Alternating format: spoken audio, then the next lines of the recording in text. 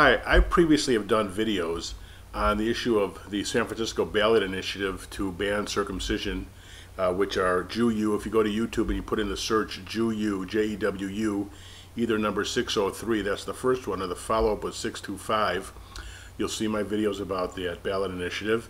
And if you want to see my video about the controversy about the Netherlands trying to ban kosher slaughter, that's Jewu 631. But this video is about the general trend. And it's not just in my mind and others about circumcision and about kosher slaughter. It's about anti-Semitism pure and simple. Now, the Netherlands are not the first country to try and ban kosher slaughter. In fact, currently Sweden and Switzerland effectively ban it. And Rabbi Sachs of England said that the entire EU might be contemplating banning kosher slaughter. Now, lest you think, and they claim it's for humanitarian purposes, that we're hurting the animals, which is ridiculous. We've been doing kosher slaughter for centuries, and there are ways to make it slightly improve, but to deny Jews their basic right to eat meat, because a lot of Jews won't eat any meat unless it's koshered and slaughtered in a kosher way, is effectively anti-Semitism. This goes way back to Deuteronomy, where God says, "You shall slaughter the animal in the way I've told you," and our oral tradition, starting from then till now, effectively tells us exactly how to do it.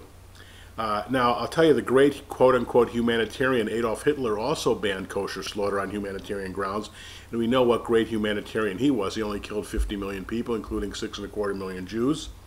Also, Stalin banned kosher slaughter, and he was a great humanitarian too. He killed 30 million people. Pre-war Poland, a terribly anti-Semitic country, they made it impossible, virtually, to have kosher slaughter. And in the U.S., it's the nutcases, PETA and the extreme radical left, that are trying to also ban kosher slaughter. So it's clearly not about humanitarianism, it's about anti-Semitism. Bedfellows make strange company sometimes, and you see, if you want your bedfellows to be Adolf Hitler and Joseph Stalin, then go ahead and try and ban kosher slaughter. Now, secondly, on the issue of circumcision, Colorado just recently decided not to cover circumcision in their Medicaid program. It'll save $186,000 out of hundreds of millions of dollars of expenses. Clearly, as I said in those other videos, this is not about trying to be humanitarian. It's about to deny Jews the right, and others, to circumcise their baby boys. We've been doing it for 4,000 years. Somebody told me that's a logical fallacy of antiquity. It's nonsense. 4,000 years. Name a civilization that's done something for 4,000 years in a consecutive way. We believe deeply that God commands us to do this. It's a biblical responsibility. It's our freedom of religion that they're trying to take away. And you know a lot of Jewish guys, they're all walking around with circumcisions, and they're doing just fine. And so the whole idea, and there's all kinds of medical evidence that it's definitely healthier to be that way. And I've gotten more comments about my videos on this than any other video. It obviously stirs a lot of anxiety and interest among the anti-circumcision lobbyists. But clearly, combine this with the trend about kosher slaughter, and you see the anti-Semitic pattern. And then you have, in addition, secularists in Israel who are trying to stop the use of God in the traditional Yizkor prayer.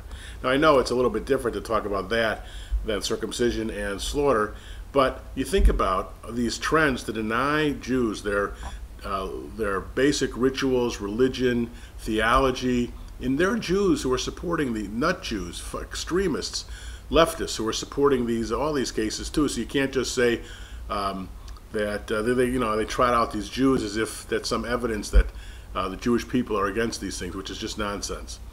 And so I just urge you, when you think about the issue of slaughter, kosher slaughter of animals, that's sort of making its way through Europe now, banning it, and the idea of trying to ban circumcision, which is starting in San Francisco, these are not just about those things. This is about denying Jews our fundamental rights to practice our religion, which we've experienced plenty of times in our history.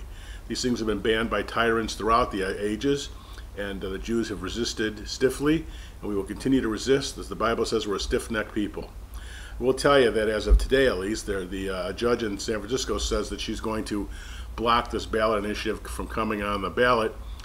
Says it's against the law, which I think is a positive step. We'll see what happens there.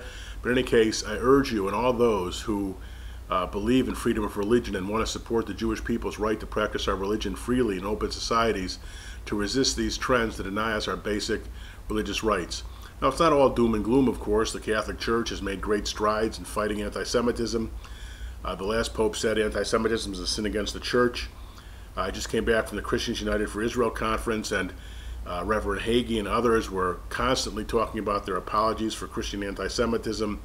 Several of the main Christian groups, like the American Baptists and the Evangelical Lutherans America, have openly denounced previous anti-Semitism. And so we have allies, and we need to recognize those allies, those righteous Gentiles, and work together so that all of us can experience the great freedoms that an open society projects. I just want to close with a biblical thought. When the Bible talks about the Messianic era, it says that every man will live under his own vine and fig tree, and no one shall make him afraid. The idea of the Messiah is we can all worship in our own ways, in freedom, without fear. That's what we hope to do in a free society. Shalom.